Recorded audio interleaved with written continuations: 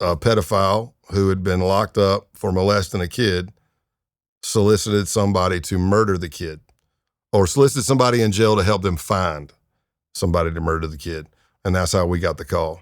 You have to know that when you're looking at people in jail, it's like a shark. It's like sharks in the water looking for blood. Everybody wants to get they want to get out. They want their sentence shortened. So if they can get information, they'll call their attorney right away. Hey, I got a hot one, and then a lot of times that's how we get information. But this one came in, and the case agents out of San Antonio called me and said, hey, this is a murder for hire. And that was, I think I met the guy twice, got everything we needed. He admitted that, yes, that was the kid that he wanted murdered. And that then he went a little farther. He's like, I also like to get their family, the rest of the family, and they're up in Wisconsin. And I was like, I'll get them, dude. I'm like, well, I'm not against going and traveling, but let's deal with one at a time. And once we had the second meet, they charged him locally. The Bexar County solicitor's office charged him, and he pled guilty. Once he found out it was undercover, he pled guilty. The molestation was probably 20, and hiring me to kill him was 10. But one was 20 years and one was 10, so he got 30. So that was like one of the quickest undercovers I've done, one of the most satisfying. And you went to the prison to talk to him? Yeah, I went to the jail. Yeah, the county jail. Yeah, I had to go in there with all the angry relatives and baby mamas, and everybody's screaming in the stainless steel, and it's all echoing. I'm trying to get a recording. I'm like, man, y'all be quiet. I'm trying to get a recording.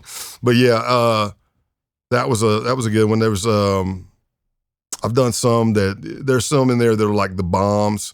I kind of throw them in there for the murder for hire stuff, because essentially, if you want me to provide you with a bomb, and you're talking about murdering somebody, those are in there. But there was a crazy one of the last ones I did, actually. Was this the last undercover? No, I was doing the militia stuff before I retired. But it was a murder for hire out in Ohio, and the lady's name was Tammy. And man, she was a character. What we learned, we knew they wanted to do something, and we came in. It was me and a task force officer came in as like biker dudes. Shocker. 1%ers. But what we learned is that her and her husband and her son was running dope for the major drug dealers in this town. So he knew where all the dope, the money, and the weapons were. They were hiring us to do 4 home invasions, and by the end of it, murder 2 people. But some of the crazy stuff with her is that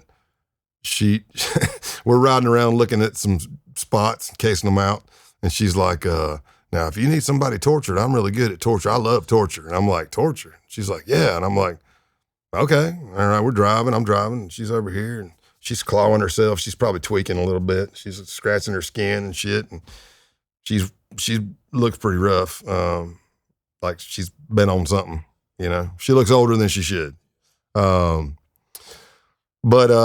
Yeah, she's like, yeah, I love torture. She goes, you can take a clothes hanger and bend it on the end and shove it in a man's penis and then rip it back out and then pour salt down the penis. Oh. Now, you're doing a lot of what the dudes in the back of the truck were doing. It was like, oh my gosh, oh, Lord help me. And I'm going, well, that looks like that sounds like it hurts. And then she's like, and you can take a PVC pipe and shove it up somebody's anus, run barbed wire up in there and rip their anus inside out through the PVC pipe. And I pulled it, when we pulled up to the red light, I kind of leaned over and I'm like, why are you so angry? And she's like, oh no, I'm not really angry. She goes, I just like torture. And I'm like, well, do you want to do these things? No, I'm too well known. No, but if you need somebody tortured. And then we're riding to the next place to case out that she's telling us where everything's at is, she says that her husband had went on a cocaine bender, for several days, and cocaine or meth, I can't remember, but it was one of the uppers. And he didn't come home, and she couldn't find him. And she said, I told him to never do that again. So when he came home, he passed out so hard because he'd been up for so many days. He didn't even wake up, but he was naked, skinny man, Giving you a visual here. Very skinny man. She put a 2x4 under his back legs. He's laying down asleep, puts a 2x4 under his back legs, an industrial stapler, and stapled his nutsack to the board. And he didn't wake up right away.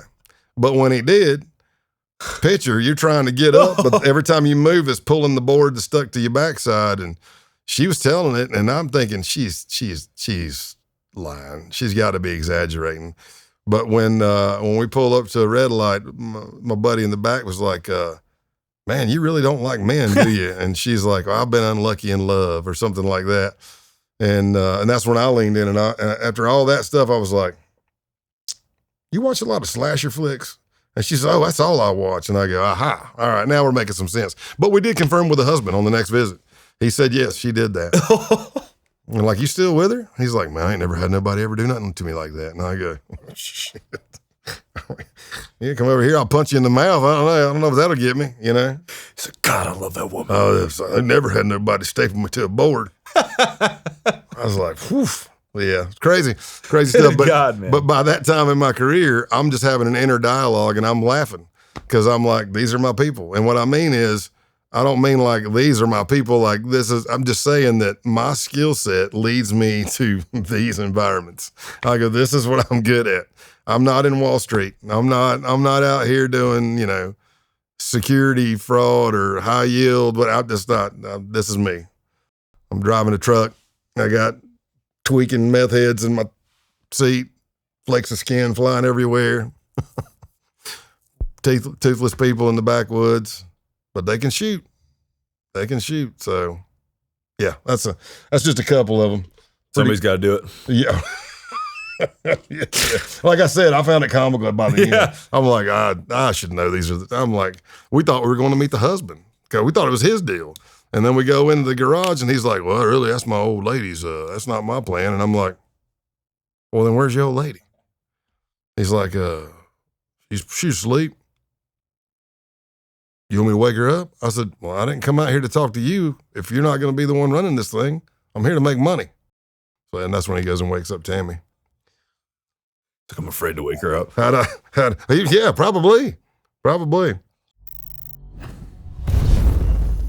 What's up, guys? Thank you so much for taking the time to watch the interview. If you got anything out of this video at all, please like the video, leave me a comment, tell me what you thought of the video, tell me who you'd like to see on the show. I really appreciate the support. It goes a long way on these platforms, as you guys know. Most importantly, I have some excellent interviews coming up in the future that I'm really, really excited about. So please subscribe to the channel so you don't miss any of them. But that's it. Thank you for your support. I really appreciate it, and hope to see you again soon.